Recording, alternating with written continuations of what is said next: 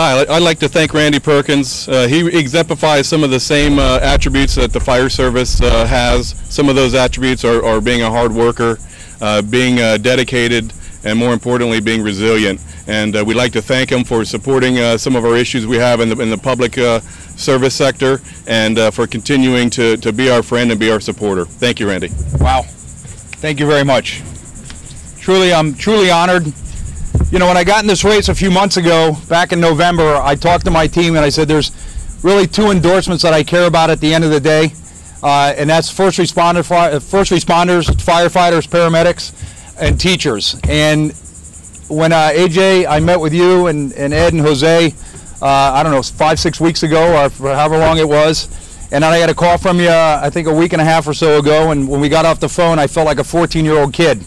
Because that's how excited I was to have the endorsement of all the men and women of the fire department and paramedics. And I cannot tell you how proud I am and how honored I am to have that endorsement and have everybody standing here with me today.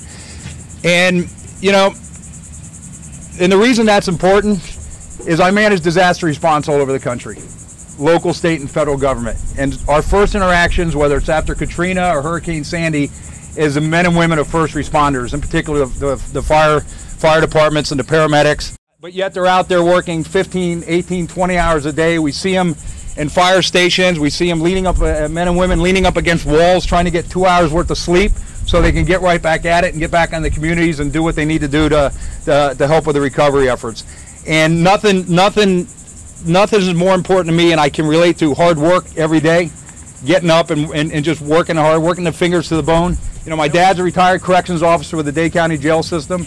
My mother is a retired social worker with juvenile justice. I have 4 sisters, grew up in a working class family. I have 4 wonderful daughters from 19 to 31, one who just got married in life. And it's just not fair when you get in a situation where we all love our kids, we all care for them, we all hurt for them. And I can promise you this man, we all cry the same.